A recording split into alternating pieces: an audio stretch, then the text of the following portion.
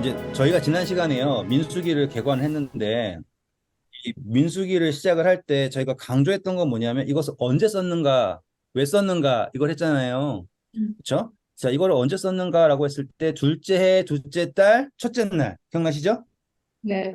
네. 그 둘째 해, 둘째 달, 첫째 날 하나님께서 이제 모세에게 명령을 하시는 거예요. 장소는 시내 광야고요. 그러면은 하나님의 입장에서 이제 하나님의 백성이 그 여정을 떠날 준비가 되었다라고서 하나님께서 확정하시는 상태인 거예요. 그리고 이제 앞으로 공부하다 보면 당연히 알게 되겠지만은 하나님이 이스라엘 백성 보고 40년 동안 광야에 있으라고 하지 않았어요. 조금 있으면 정탐꾼 보내고 이제 가나안에 들어가라 명령하신단 말이에요. 그러면 가나안에 들어갈 수 있는 자격이 주어진 거는 이때인 거예요. 민수기 음, 시작점. 그러니 이 하나님의 백성들이 완전하게 준비가 되었다, 아니다, 막 이렇게 따질 이유가 없어요. 왜냐하면 그냥 이 출애굽을 하고 성소가 완성이 되었고 준비된 상태에서는요, 이 백성들의 상태가 어떠하든 관계없이 하나님은 완전하게 하실 준비가 된 거예요. 이 사람들이 하나님의 백성이기만 하면. 여기까지 이해하셨죠? 그런데 이 하나님의 백성이기만 하면 되는데 하나님의 백성이 되려면 무엇을 해야 되냐면 하나님의 주권을 인정을 해야 되는 거예요. 음, 지난 시간 했어요. 그런데 이 사람들이 하나님의 주권을 인정하지 않고 자기네 말을 들었는데 자기의 누구의 말을 들었냐면 지도자들의 말을 듣는 거예요. 또 이 지도자들은 누구의 말을 듣는 거예요? 백성들의 민심을 듣는 거예요. 다시 말하면 이 이야기는 뭘 얘기하냐면 여기다 사람을 적을게요. 사람의 말을 듣지 하나님의 말을 듣지 않는 상태가 나타나는 거예요.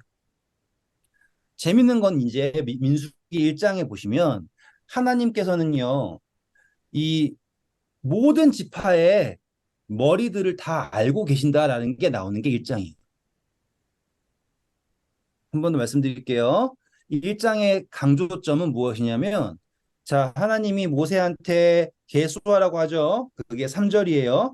4절 읽어보실까요? 각 지파의 각 조상의 가문의 우두머리 한 사람씩을 너희와 함께 하게 하라. 자, 명령하셨죠? 그리고서는 그 다음 5절 말씀하시는 분이 누구일까요? 하나님이세요. 읽어보겠습니다.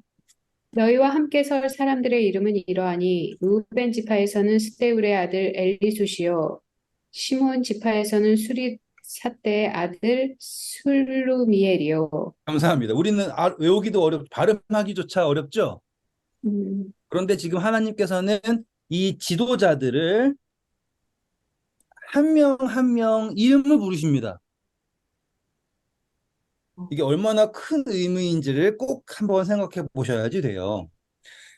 자, 사람들이요, 아, 저 사람 대단합니다. 저 사람이 유명한 사람이야. 이렇게 얘기해 주는 거는 쉬워요. 그런데 하나님께서 지도자라고 인정해 주신다라는 것은 어마어마한 의미예요. 묵상의 포인트를 아시겠죠? 이 포인트를 모르고 이걸 읽으면 아, 이름들이네 이러고 넘어가는데 하나님께서 이름을 아신다라는 걸 생각을 하면 대단한 묵상이 되는 거예요. 여기서 이 사람들이 신앙이 좋았다, 착했다 이런 거 안 나오죠. 그렇죠? 뭐 잘생겼다, 못생겼다 이거 안 나와요. 중요한 것은 이 백성들이 인정한 사람을 하나님 역시도 인정해 주셨다예요. 그냥 하나님이 다윗 찾은 것처럼 걔 아니야. 내가 원하는 사람은 이 사람이야. 이렇게 하신 게 아니라 몇 절인가요? 16절 보세요. 그들은 회중에서 부름을 받은 자여 그 조상 지파의 지휘관으로서 이스라엘 종족들의 우두머리라. 네, 이 사람들은 원래 사람들 사이에서 우두머리였고 하나님은 그들의 이름을 아시고 그들을 인정해 주셨다가 매우 중요한 묵상의 핵심입니다. 그러니 하나님께서는 사람들의 선택을 무시하지 않으시고 그들의 선택을 인정해 주셨어요. 그러면 하나님께서 요구하시는 것은 무엇일까요? 라고 하면 이들이 하나님을 인정하는 것을 바라시겠죠. 자, 그래서 17절 볼게요.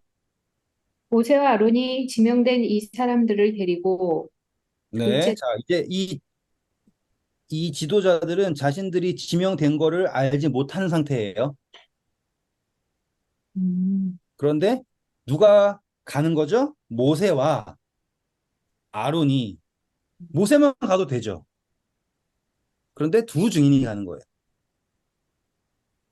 모세와 아론이 가서 그 지도자들에게 말하는 거죠. 이렇게 당신이 하나님으로부터 택함을 받았습니다. 당신의 지파의 대표입니다. 라고 하는 부름을 받는 거예요. 멋진 장면이죠. 그렇죠? 근데 당신이 왜 이 지도자냐면 당신은 18절 볼게요. 둘째 달 첫째 날에 온 회중을 모으니 그들이 각 종족과 조상의 가문에 따라 20세 이상의 남자 이름을 자기 계통별로 신고하매 여호와께서 모세에게 명령하신 대로 그가 광야에서 그들을 계수하였더라. 자, 이제 이 지도자가 오게 되고 그 지도자를 중심으로 사람들이 오는데 24 이상이죠. 그 사람들의 목적은 뭐예요? 20절 보시면 후반부에 보시면 20살 이상인 사람, 뭐 할 수 있는 사람이라 나와요? 싸울 수 있는 사람. 그렇죠. 전쟁에서 싸울 수 있는. 그렇다라는 건 다시 한번 처음부터 해요. 하나님께서는 이 백성들의 지도자들을 인정하십니다. 그리고 이 지도자들과 함께 백성들이 하나님을 인정하기를 원합니다. 그런데 이 과정에서 하나님이 그들을 계수를 하시는데 그 계수의 목적은 무엇이냐면 하나님을 위하여서 전쟁을 할 수 있는 군사들을 계수한 거예요. 그러니까는 중요한 거는 여기서 조금만 더 나간 후에 알려드릴게요. 일단은 전쟁을 위해서 계수를 했습니다. 또 지난 시간에 이 하나님이 군대 군대 대장이시고 이런 거 다 했잖아요. 그렇죠? 네. 지금 같은 의미가 된 거예요. 그러니 이 지도자들은요, 계수된 군사들, 이 명령 체계가 되는 거예요. 명령 체계. 지도자들은 이 군사들로 하여금 하나님을 위하여 싸우게 하는 거예요. 자, 여기서 퀴즈. 우리 제일 처음에 이스라엘 백성들이 나와가지고는 애국 군대랑 있을 때 애국 군대가 막 쫓아왔죠. 그렇죠? 그리고 홍해 앞에서 사람들이 싸우려고 해봤어요. 그때도 분명히 지도자 있었죠. 모세? 아니, 이 백성들 사이에 지도자가 있었을 거 아니에요. 아, 네. 네. 그때도 지도자들이 있다고요. 근데 단 한 명도 이 애국 사람들이랑 싸우려고 한 적이 없죠. 음, 그러니까 이 사람들은 싸운다라고 하는 거에 대해서는 뭐 별 생각이 없었을 거예요. 그렇죠? 음, 좀 이따가 모세랑 훌이랑 아론이랑 손 들고 있는 이야기 아시죠? 음, 그렇죠? 그때는 여호수아가 나와가지고는 사람들 데리고서 막 싸우죠. 음, 그때는 계수가 된 상태예요, 아니에요? 음, 아니에요, 그렇죠? 음, 그런데 이제 민수기 여기에서는 하나님이 계수를 하라고 하는 거예요, 군사들을. 근데 이 군사들을 왜 계수하라고 하냐면 정복, 여기다 적으면 돼요, 이제. 정복 전쟁을 하기 위하여서 계수를 한 거예요. 이제 중요한 거 나옵니다. 자, 이제 이렇게 하고서는 정복 전쟁 좋죠. 지도자 세운 거 좋아요. 군사들 한 거 좋아요. 하나님을 위해서 싸우는 거 좋아요. 그런데 왜 하필 지파에 따라서 지도자가 나왔을까요? 라고 하잖아요. 이제 중요한 거예요. 가나안 땅에 들어갔을 때 가나안 땅 전체를 이스라엘 땅이라 그랬어요. 그 땅을 지파를 나눠서 가졌어요. 나눴어요. 재밌죠? 다 같이가 우르르 가가지고는 우르르 쓸어버리면 좋잖아요. 음, 음, 그런데 신기하게도 이 이스라엘 지도가 있으면 이렇게 다 땅을 나눠가지고 이 지파는 여기를 점령하고 다른 지파에 도와주긴 하지만 이 땅을 정복하는 것은 이 지파의 책임인 거예요.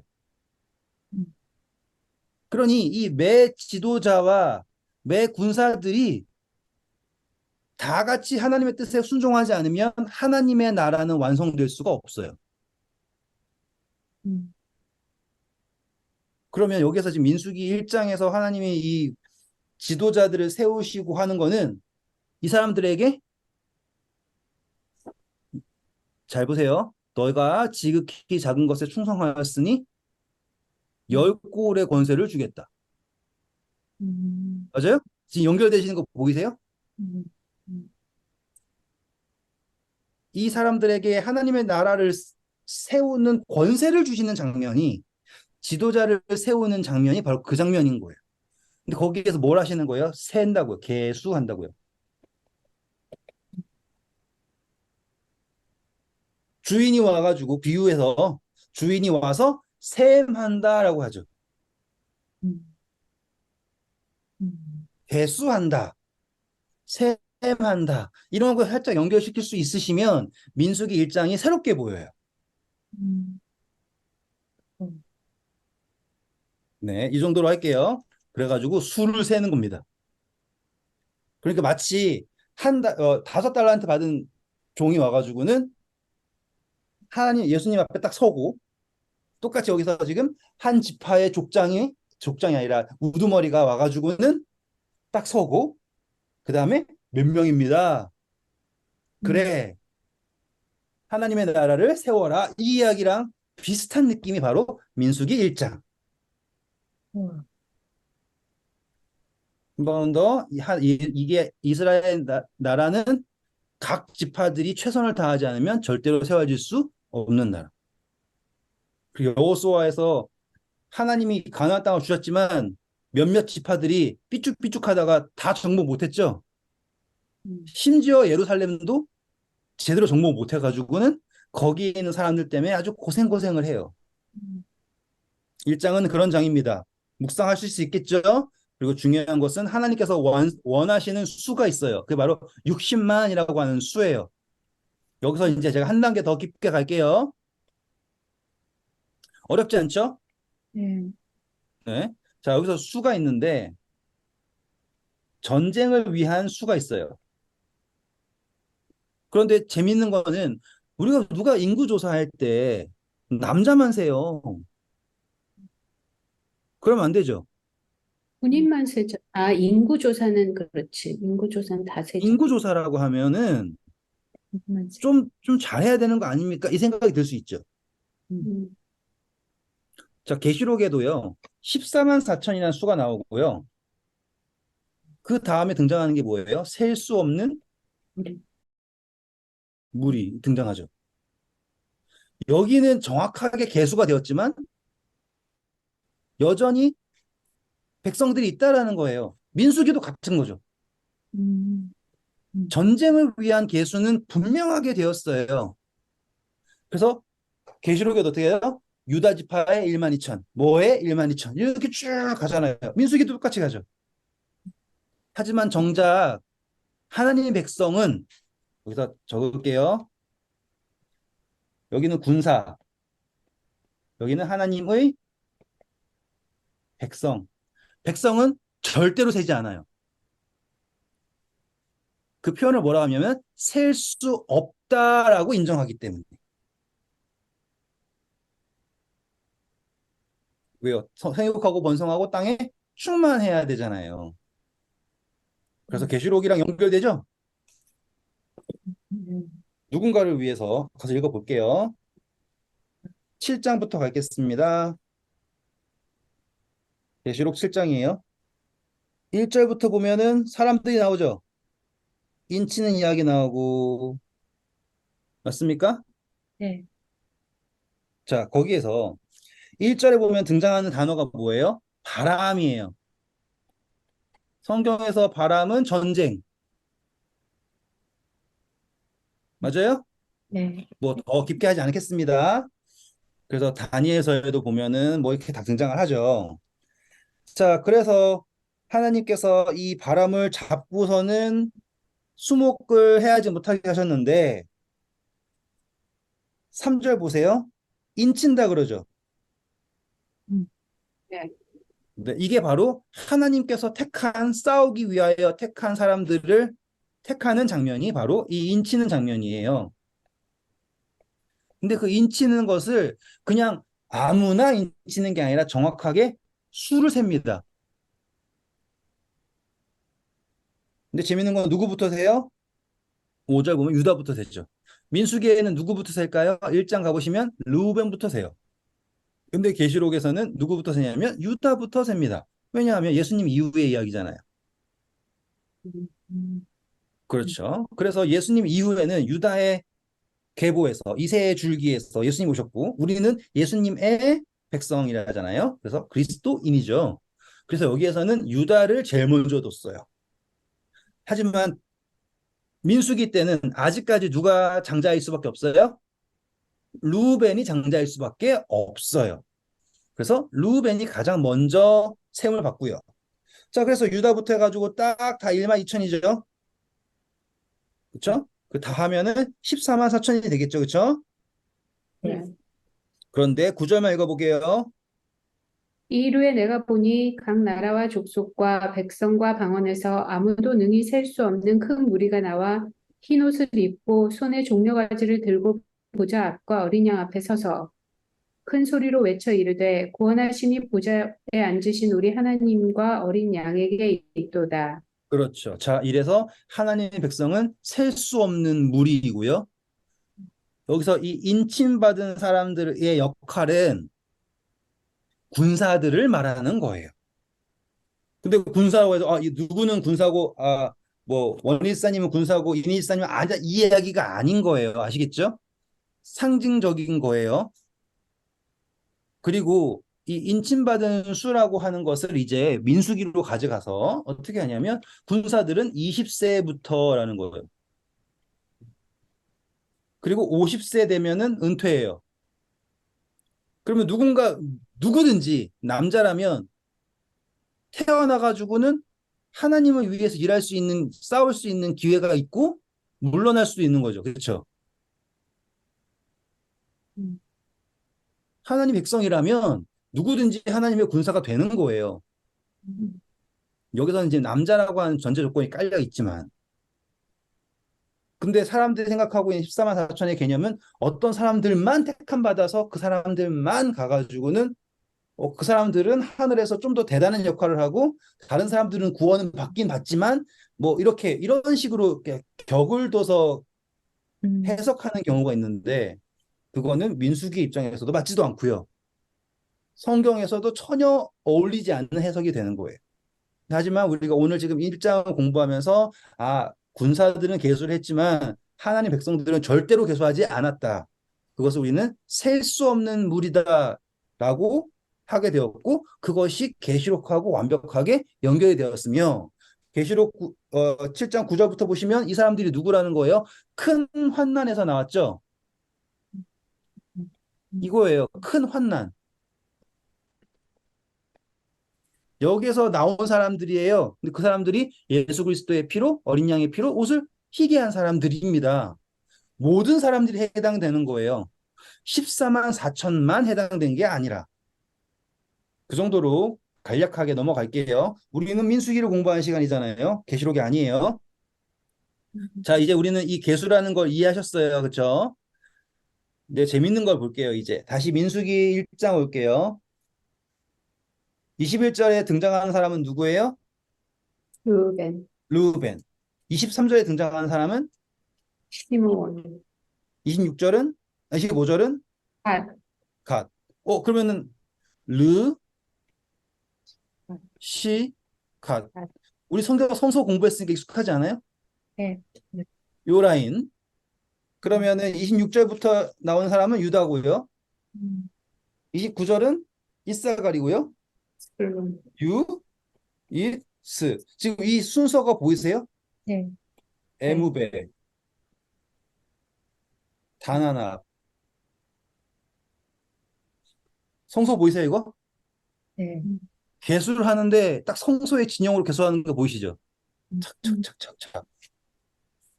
그래서 배운 사람들은 보이는 거예요. 안 배우면 그냥 뭐 그런가 보다. 이름이 이런가 보다. 숫자는 왜 이렇게 복잡하냐. 막 이러고 있겠죠. 음. 자, 넘어가겠습니다. 민수기 1장 47절부터 볼게요. 그러나 레위인은 그들의 조상의 지파대로 그 계수에 들지 아니하였으니 네, 자, 레위는 이제 나중에 더 자세하게 하겠지만 레위는 계수하지 않습니다. 근데 전쟁을 위하여 계수하지 않지. 나중에 완벽하게 계수해요. 공부할 거예요. 레위인은 전쟁을 위하여 계수하지 않아요. 왜냐하면 레위인은 백성들을 섬기는 전쟁을 하니까. 그래서 레위인은 계수하지 말아라라고 강조하고요. 이 사람들은 뭘 하라고 합니까? 50절. 그들에게 증거의 성막과 그 모든 기구와 그 모든 부속품을 관리하게 하라. 그들은 그 성막과 그 모든 기구를 운반하며 거기서 봉사하며 성막 주위에 진을 칠지며.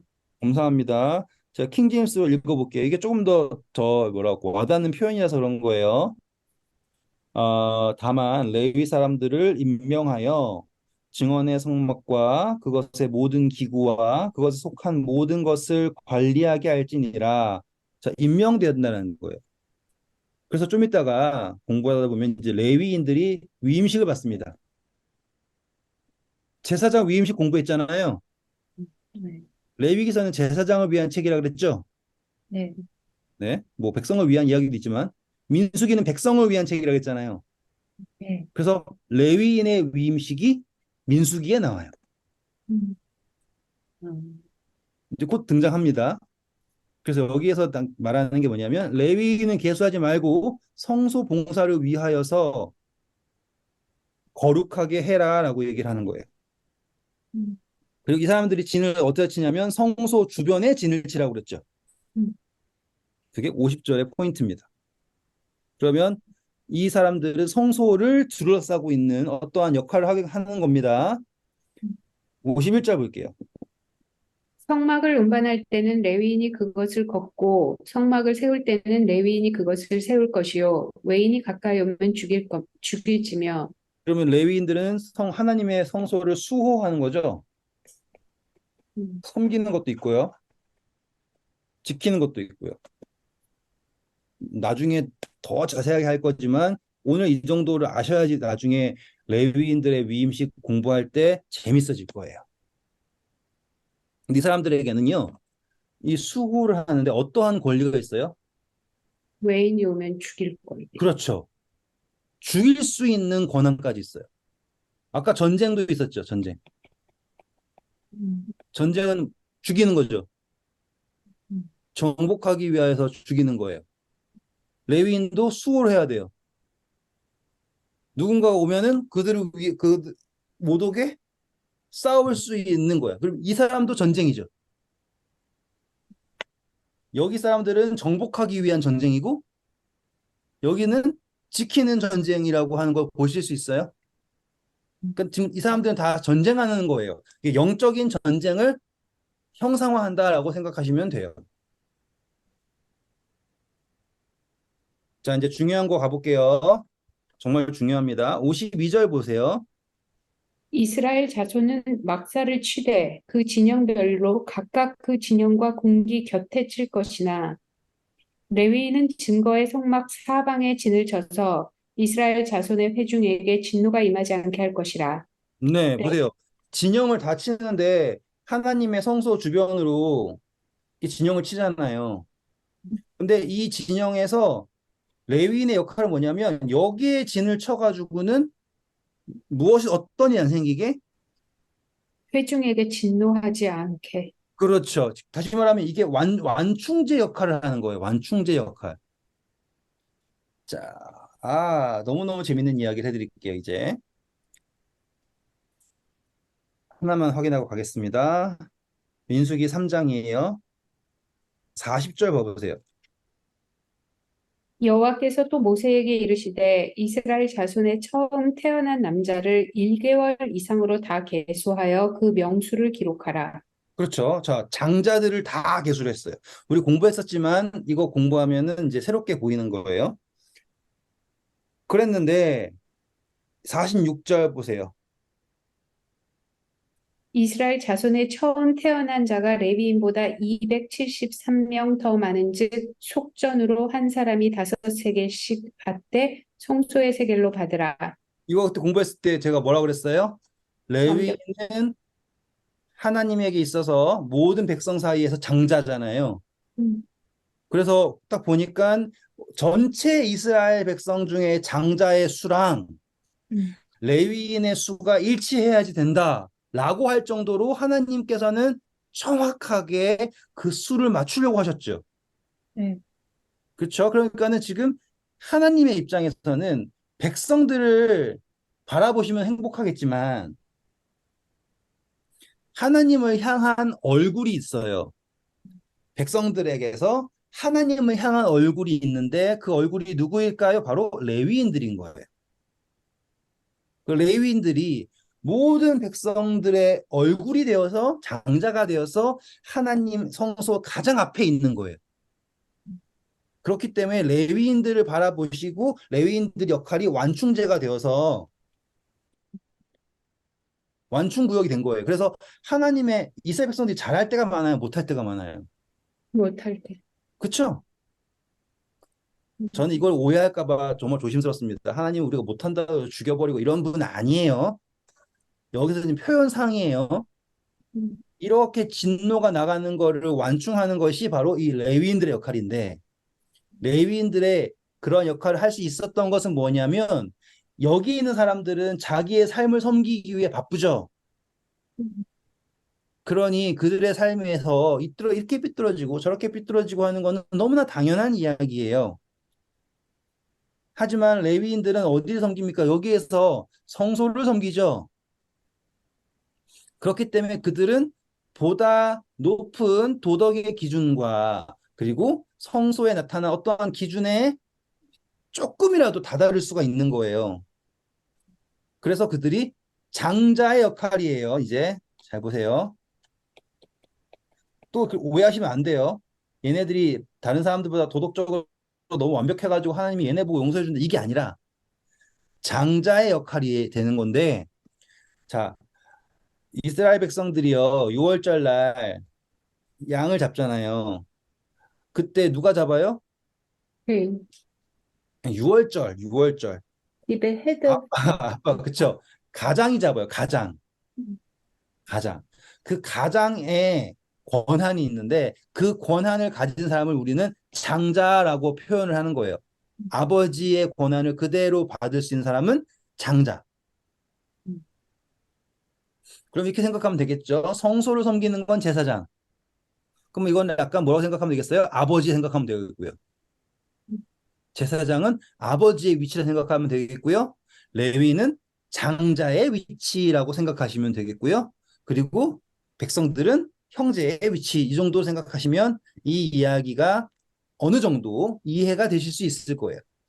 더 자세하게 할 거예요. 외유식 때. 근데 오늘은 이렇게 하나님께서는 레위인들을 백성들과 하나님 성소 사이에 위치시키셔서 백성을 섬길 수 있게 하셨다. 수호할 수 있게 하셨다라는 걸 알게 된 거예요. 그리고 성막을 치고 이동하게 하는 모든 것을 다 누구를 통하여서 레위인을 통하여서 하신다라고 선언을 하셨습니다. 재밌는 건 뭔지 아세요? 그러면 하나님께서 성소가 자신의 몸이라 생각한다면 그것을 장자에게 맡기신 거예요. 재밌죠? 그러면 또 온전하게 맡기셨다라고 하는 묵상도 여기서 나올 수 있습니다. 음, 그래서 모세가 하나님께서 하신 명령대로 모든 것을 했습니다. 그게 1장의 끝이에요. 2장 가겠습니다. 2절 보세요. 1절, 2절. 여호와께서 모세 아론에게 말씀하셔 이르시되 이스라엘 자손은 각각 자기의 진영의 공기와 자기 조상의 가문의 기호 곁에 진을 치되 회막을 향하여 사방으로 치라. 자, 여기서 이제 재밌는 걸 하나 설명해 드릴게요. 제가 뭐 계속 재밌다 그래서 재밌을지는 모르겠지만 제 입장에서는 재밌어요. 재밌어요. 제 입장에서는 재미가 있어요. 이거를 그냥 하나님이 명령하신 거라 생각하면 우리는 하나님이 참 시시콜콜한 것까지 명령하신다. 이렇게 생각할 수 있습니다. 그런데 하나님이 그냥 명령하신 게 아니라 이거는 정확하게 이렇게 해야만 한다라고 하신 거예요. 이 성소가 이렇게 있고 진영이 이렇게 있는데 아니 뭐 김씨 집안 있고 이씨 집안 있고 뭐 이렇게 여러 가지 집안이 있을 수 있지 않습니까? 그럼 얘가 여기 있으면 어떻고 얘가 여기 있으면 어떻고 그냥 있으면 안 되는 거 아니에요? 라고 생각할 수 있잖아요. 어차피 하나님 믿고 굳이 내가 저기에서 꼭 이제 예를 들어서 광야 생활 하잖아요. 근데 여기에는 나무가 이렇게 있는 거야. 이렇게 나무가 그늘이 있어. 여기는 돌짝밭이야. 싸워. 그러면 당연한 거 아니에요? 야영지 가가지고는 그 조금이라도 화장실 가까운 쪽, 뭐 아니면 뭐 어디 가는 가까운 쪽. 아침에 여기 헬스 짐 가도 솔직히 짐 갈 때 차 타고 가는 것도 이해가 안 가는 잘못된 거긴 하지만 그 주차구역 있으면 그거 문에서 가장 가까운 주차구역 찾으려고 애쓰는 나의 모습. 나 운동 갔는데도. 그게 인간의 본성이잖아요. 그렇죠? 그러면 광야에서 진을 칠 때 어떻겠냐 이 말이에요. 가장 좋은 데 가서 내가 먼저 갔으니까 어떻게 해야지 이런 생각이 들 거 아닙니까? 근데 하나님은 그걸 원하시지 않으시는 거예요. 너가 있어야 할 곳은 거기다 해요. 논리적으로는 이성적으로는 영 별로예요. 근데 오늘 우리의 신앙에 이걸 적용하잖아요. 그러면 오늘 여러분들이 계시는 곳이 하나님께서 여러분들에게 있으라고 하신 곳이에요. 그러면 묵상이 새로워지는 거예요. 중요한 건 여러분이 거기에 있기 때문에 하나님의 성소가 그 기억하시죠? 이게 다 그룹이었잖아요. 그룹. 그룹 천사. 사자, 사람, 소, 독수리. 그들이 거기에 있었기 때문에 하나님의 어떠함이 나타난 거라는 거죠. 그러니까 우리의 이기가 우리를 편하게 할지는 모르지만 하나님이 나타날 수 없잖아요. 근데 우리가 순종할 때 우리의 모습은 초라하고 기껏해야 텐트 치고 있는 놈들인데 뭐가 달라 하지만 하나님이 나타나는 거예요. 그 이야기가 어디냐면 바로 발락과 발람의 이야기.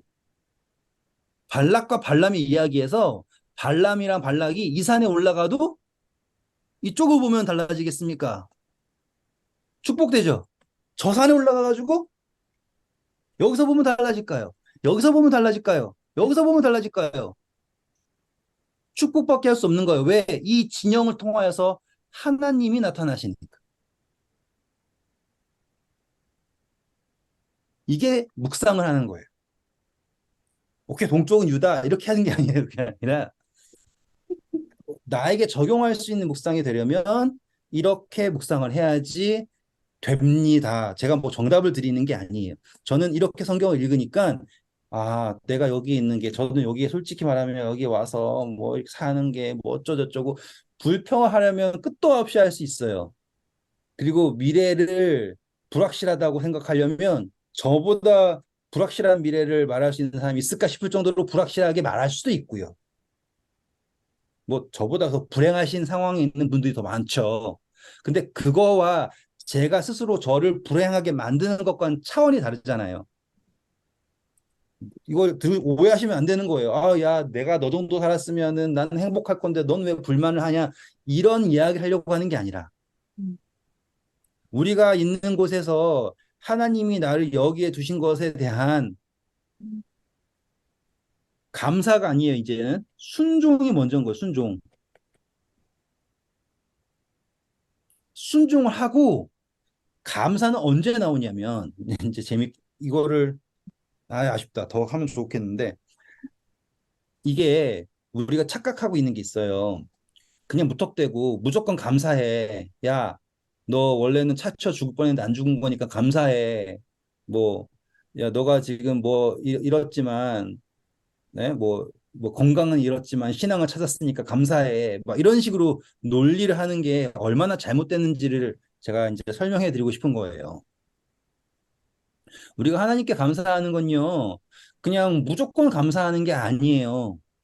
무조건 감사하는 건 감사가 아니라 그거는 제가 어떻게 단어를 설명할지 모르는데 그냥 굴종한 거예요. 굴종. 그냥 일단은 그냥 감사하다고 쳐야지 뭐. 왜냐면 내가 느끼지 못하는 감사를 어떻게 감사하냐고요. 이해되시죠? 감사는 여러분이 느껴야지 감사하는 거지. 느끼지도 못하는데 그걸 감사하다고 하는 거는 그냥 억지예요, 억지. 그러면 또 누군가는 아닙니다. 감사하다고 말을 하면 감사가 느껴집니다. 그것도 억지예요. 예, 그것도 억지예요. 하나님은 그런 억지스러운 감사를 하라고 우리에게 감사를 강요하시는 분이 아니에요. 자, 이제 그 이야기 설명할게요. 저도 이런 걸요, 영어로 좀 유창하게 하고 싶은데 그게 잘 안 되더라고요. 아깝다. 어. 자, 이게 이제 제가 이제 순종을 먼저 한 게 뭐냐면 감사라고 하는 거는 우리가 깨닫기 전에는 절대 할 수 없는 겁니다. 그렇죠? 그러니까 그 깨달음이라고 하는 건 어떠한 과정을 거쳐야지 깨달아요. 운동이라고 해볼게요. 운동. 운동 처음에 헬스장 가서 하시면 이렇게 생각할게요. 말할게요. 더럽게 하기 싫어요. 음, 진짜 싫어요. 이거를 왜 해? 무거운 걸 내가 왜 들어야 돼? 그쵸? 근데 누군가는 야, 너 이거 할 수 있는 거 감사해라. 야, 너 뭐 이렇게 뭐 이렇게 얘기하면은 그게 돼요? 안 되죠. 똑같은 거예요. 근데 그 과정을 함께 이겨낼 수 있게 해주시는 사람이 옆에 있는 거야. 그래가지고 그 과정이 지나갔어요. 보니까 뭔가 느껴지게 된 거예요. 내가 한 건 지금까지 뭐였고요? 순종이고요. 과정을 지난 거예요, 과정을. 과정을 지났더니 드디어 깨닫게 된 거예요. 깨닫게 돼요. 그때 감사가 밀려오는 거죠. 그냥 무턱대고 감사를 시키는 게 아니라 하나님께서 우리에게 원하시는 감사는 그 깨달음에서 오는 감사인데 이거 줘서 감사합니다가 아니라 나와 함께 하여 주셨다는 것을 딱 됐고 이것을 나를 위하여서 하셨다는 것을 다 알게 돼서 감사한 거예요. 그게 뭐예요?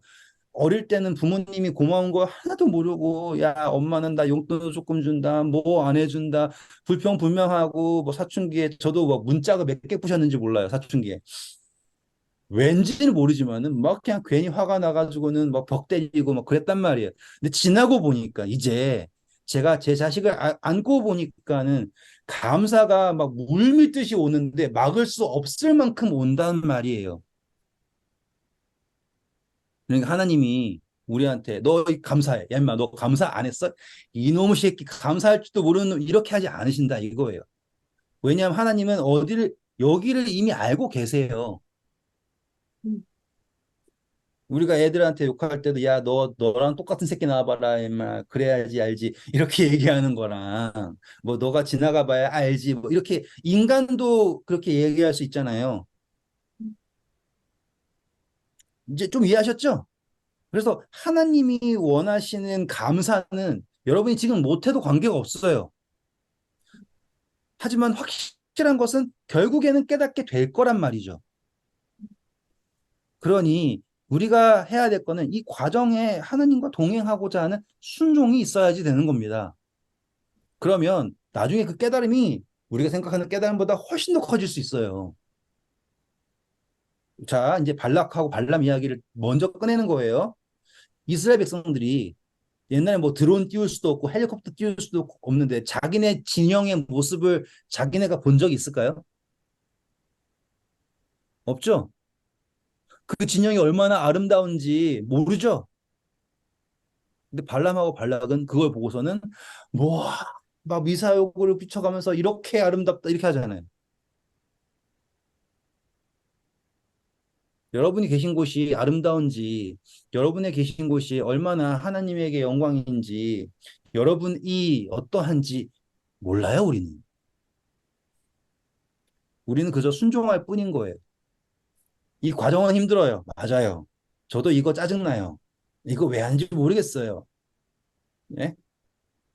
하지만 우리가 바라보는 것은 하나님께서 언젠가 열어주실 이거를. 그러면 지금 내가 감사하지 못해서 저 여러 뭐 선교사님 저는요 기도할 때 뭘 그렇게 감사해야 될지 모르겠어요. 기도하면은 불평 불만만 나오지 뭘 해야 될지 모르겠어요. 그건 당연한 겁니다. 감사합니다 100번 하기 1000번 하기 이거는 정말 참 괴로운 일이에요. 그거는 척하는 거예요. 척하는 그냥 시작부터 가면 쓰고서 신앙을 하면 나중에 내가 어떠한 감정인지를 정말 몰라요. 죄송하면 성경 공부하다 잔소리 죄송해요. 그러니까 신앙은 일단 솔직하게 보는 거예요. 베드로만큼 그냥 솔직하게. 우리가 그냥 솔직하게 탁 하게 되면 결국에는 유다처럼 이렇게 막 그 가리고선 다니면은 자기 나무 달려가는 거고 일단은 예수님이 너 사단아 물러가라 그래도 예수님 또 사단 아니에요 하고서 쫓아가는 그런 신앙을 해야지 되는 거고 그렇게 깨닫게 되었을 때 그가 어떠한 담대함을 갖게 되는지 네, 잔소리 여기까지. 자, 그래서 이 진영을 치는 것이 여긴 좋은 거고 저긴 좋은 거고 나쁘고 이거 아니에요.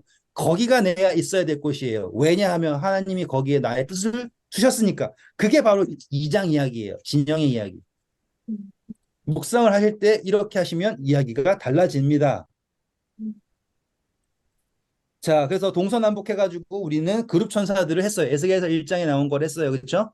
그 천사들을 쫙 보면서 하나님의 영이 어디로 가든지 함께 가는 그룹 천사. 그게 바로 우리입니다. 이거예요. 자, 17절만 읽어볼게요. 그 다음에 회막이 레위인의 진영과 함께 모든 진영의 중앙에 있어 행진하되 네, 자, 그들의 행진할 때 제일 처음에 출발하는 진영이 바로 유다 진영이었죠. 네. 그리고서는 이제 그 사이에 레위인들이 딱 가가지고는 진영을 할 때도 성소가 이렇게 호위가 되는 거를 이렇게 설명하는 거예요. 그래서 함께 한다. 근데 재밌는 거는 행진할 때는 하나님의 영이 함께 하신다도 묵상의 변환이 된 거예요. 이게 묵상의 전환이 가능한 게 하나님의 영이 어디로 가든 우리가 함께 한다도 있지만 우리가 어디로 가든이라고 하는 묵상도 바꿀 수 있는 거예요. 하나님께서 함께 하신다라는 것도요. 묵상이 두 개가 가능하다라는 거예요. 뭐 아니라 그러면 저도 할 말은 없어요. 하지만 그렇게 하는 것도 가능합니다. 자, 보세요. 이제 우리 1장 46절 보시면 뭐라고 나왔어요? 배수된 자의 총계는 60만 3,550명이었더라. 네. 2장 32절도 뭐라고 나왔어요? 이상은 이스라엘 자손의 그들 조상의 가문을 따라 계수되는 자니 모든 진영의 군인 곧 계수된 자의 총계는 60만 3,550명이며 보시면 지금 이거를 두 번이나 확정했죠? 네. 그래서 성경에서 두 번이라고 하는 것은 매우 중요한 확정을 말하는 거예요. 그리고 2장에서는 딱 군사라고 확정적으로 자, 군사 이렇게 나온 거예요. 음. 그리고 33절 보면은 레위인들은 계수되지 않았습니다. 하나님께서 명령하셨기 때문에 라고 했고요. 그리고 34절 보면 또 행진할 때도 누구의 명령을 따라 행진합니까? 하나님께서 명령하신 것처럼 행진을 합니다. 이런 것들을 보면 자 이제 마지막이에요. 시간이 다 지나서요. 이스라엘 백성들은 하나님의 명령에 의해서 움직입니다. 그러면 창조와도 연결될 수 있겠죠. 하나님께서 말씀하시면 창조가 되었죠. 이스라엘 백성들이 움직이는 것은 또 하나의 창조의 모습입니다. 이해하실 수 있겠습니까?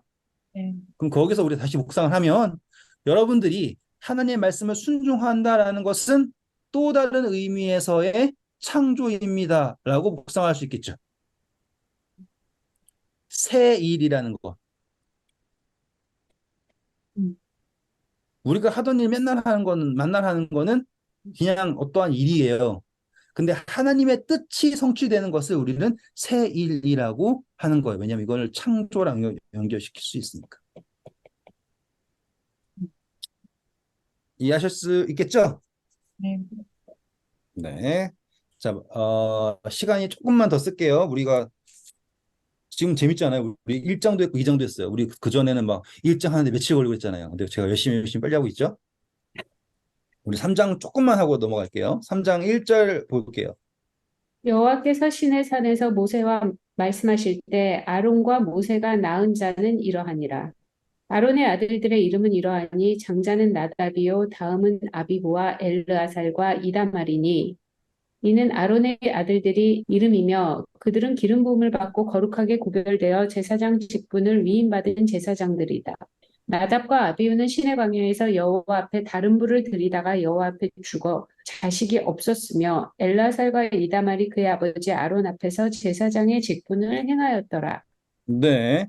자, 3장에서는요. 그러니까 이 시작이 재미있어서 제가 그러는 거예요. 1장, 2장에 백성들이 어떻게 움직이고 계수되고 막 그런 얘기를 멋지게 다 해놨죠. 음, 그러다 장면이 싹 전환이 돼가지고는 모세랑 아론에 관한 이야기를 했습니다. 그런데 보세요. 모세 아들 이름 찾아보세요. 어, 어디 있었지? 없는데. 여기 그쵸? 출애굽. 아, 여기. 네, 없죠, 그쵸? 여기서 지금 강조점에 방금 읽은 건 뭐라고 그랬어요? 아론과 모세의 후손들이 나왔잖아요. 1절에. 네. 그런데 보시면 안 등장하죠. 네. 오히려 아론의 아들 중에서 하나님한테 이상한 불 들여가지고 죽은 애들이 이름은 나오는데 모세 아들들의 이름은 안 나왔어요. 근데 더 재밌는 건 뭔지 아세요? 앞으로 역사에서 모세의 아들들은 아무런 역할을 안 해요. 그쵸? 직책도 못 받았어요. 재밌죠? 네? 왜일까요? 라고 하잖아요. 모세가 결혼한 사람이 누구예요? 미, 이방 여자죠. 네. 네, 십보라. 그쵸? 네. 재밌죠? 네. 그래서 이 모세의 아들들이 한가닥 하면 얼마나 좋아요. 그런데 그 모세의 아들들은 이름도 등장하지 않고요. 오히려 아론의 자손이라고 하는 제사장, 이제 적고요. 제사장의 후손들은 이름이 등장해요. 계속 평생 앞으로 쭉. 근데 신기하게 모세 후손은 어느 순간부터 언급이 없어요. 생각해 보세요. 예수님 시대에 됐을 때 누군가가 제사장들은 야, 우리는 제사장의 후손이다 이러고 잘난 척하죠. 음, 그 사람들이 제일 존경하는 사람이 모세죠. 음. 그러면은 누군가는 야, 너 아론의 후손이냐? 나는 모세의 후손이다. 이러면은 그 사람이 최고 아니겠습니까? 근데 그런 사람 없죠. 그러네. 예. 음, 그냥 사라졌다니까요. 근데 왜 그러냐? 이제 그것만 하려고요. 이제 그것만 하고 끝낼게요. 모세의 역할 때문에요, 지금. 단순히 이방 여자랑 결혼했다 그 정도가 아니라요. 모세에서 자, 우리 바로랑 이 출애굽기에서 바로 왕 앞에 모세랑 아론이 함께 나왔죠. 그때 역할극이 뭐였어요? 모세는 하나님과 같은 사람의 역할이었고 아론은 대변인의 역할이었죠. 음, 그래서 이 역할극에서 지금 모세는 하나님의 대변한 역할로 써 있는 거예요. 음. 그래서 거기에는 더 이상 후손이 들어갈 수가 없는 거예요. 음, 하지만 섬기는 역할인 제사장의 역할에서는요, 그 족보가 계속 연결이 되는 거예요. 역할이 있다라는 거예요. 그리고 그 다음에 5절부터 등장하는 거는 레위 사람들이 등장을 하는 거예요. 레위 사람들이. 그래서 모세의 후손인지 뭔지는 모르지만 모세는 결국에는 그냥 레위 지파라고 하는 거기에 그냥 이렇게 흡수돼 버린 거고요. 아론만 딱 잡혀서 끝까지 가게 되는 거죠. 다음 시간에 이 3장 5절부터 이야기를 진행하도록 하겠습니다. 감사합니다.